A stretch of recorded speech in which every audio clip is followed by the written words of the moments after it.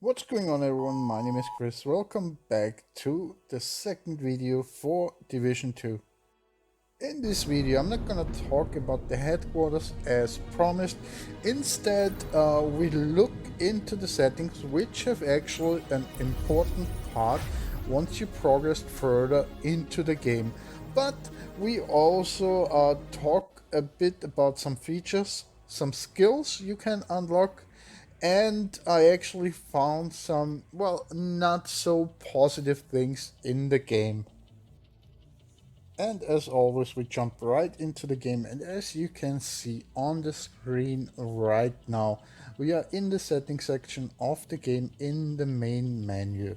And as all currently released games, of course, we have a market section where you can buy in-game currency as well as DLCs and some player packages, which, well, I assume give you additional guns or equipment. But for us, that's not interesting yet, simply because we want to progress first before we are investing any more money into an already very expensive game.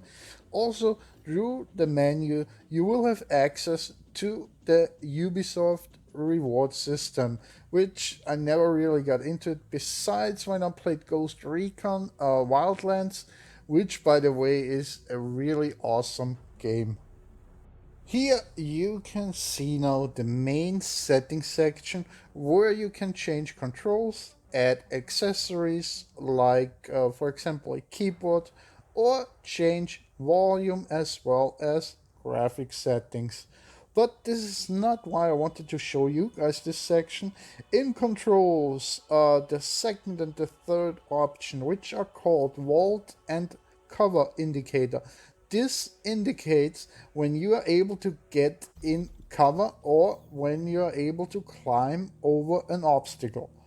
As shown right now on the screen, we have the B button for jumping over an obstacle, or we have the A button for going into cover or switching cover. I think once you familiarized yourself with the settings and the gameplay, you are able to turn it off. After a while playing and while jumping between covers, it can get a little bit irritating. Other than that, there is not much to say about the settings as you have it in all the other games. You can change, I think it said voice to text. I'm not sure what that means. I haven't looked into that because it's not really important to me. But which is really cool, right next to the settings section, you have the patch notes. And well, for me, this is really cool because no more hunting or chasing after updates notes on Twitter or Facebook or on the developers' websites. Simply go to the patch notes sections and check out the latest notes.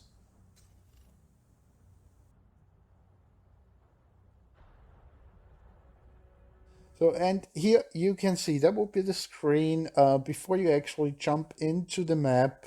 On the left side, as already explained, underneath all the setting sections and the patch notes, you have the club, the Ubisoft club, you have the store, and here as well, you have a new section. Also, in this area, you are able to create your second character.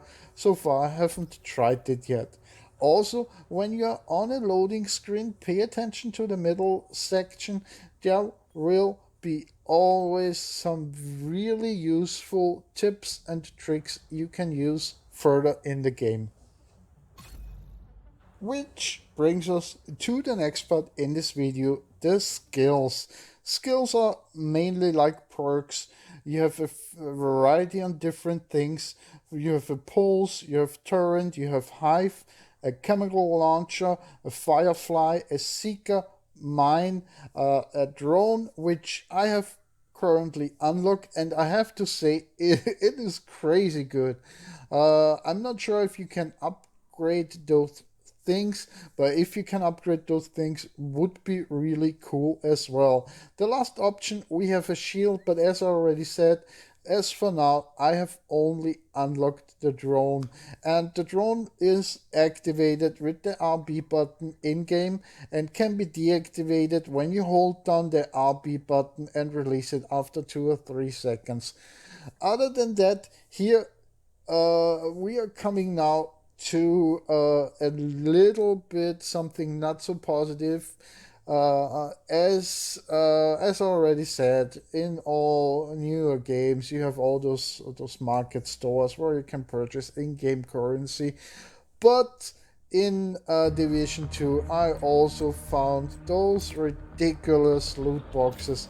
When it comes to loot boxes, don't get me wrong, if it's in Fallout and I go to a location, of course, I love to loot every box I can find, but those special designated loot boxes, which mainly give you, I'd say, cosmetical items, is just, I don't know, I don't like that kind of loot boxes, and I think it's just ridiculous to put those in a game.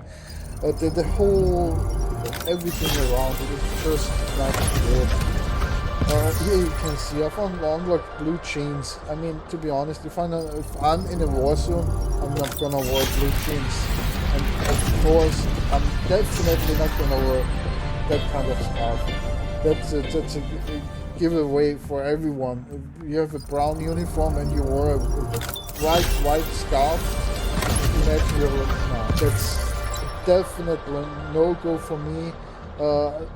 Sure, we are still talking about a game, but to be honest, in general, when I play those games, I'm always have to do strategic things in the back of my mind, and things like this, like skins for a gun in rainbow colors, as you can see it currently on, I don't know, Call of Duty or something. I mean, it's just ridiculous. Nobody needs that shit. Nobody needs a shiny purple gun. Just keep it real and play the game. It's the best advice I can give you. And here another thing on at the White House,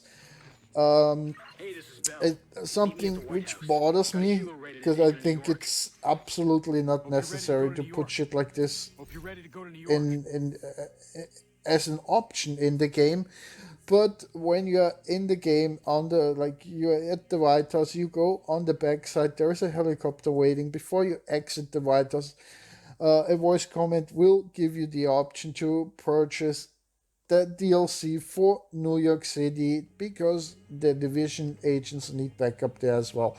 So it's kind of like an implemented story which forces you to buy the DLC. They already make you like, oh look, Division agent needs help. Then you're arriving at the helicopter and you have to pay for it. I mean, that's just screwing around again with gamers and pissing them off.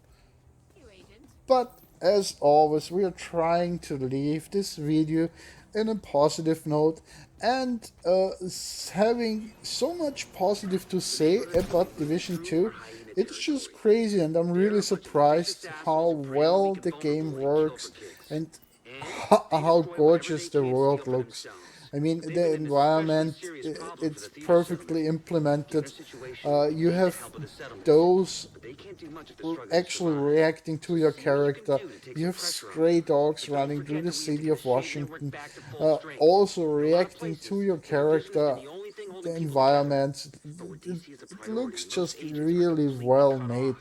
If you take for comparison, Fallout 76, where obviously the developers were a bunch of potheads, lazy up their sleeves, and it's just a big difference when you see those two games next to each other. Of course, they're the main differences, but from the world perspective here, Division 2 is just a gorgeous and beautiful environment. I really like the map and the little details. One thing I'm not so happy about are the loot boxes in-game, which you can just randomly pick up, but we're gonna go in detail of that next time.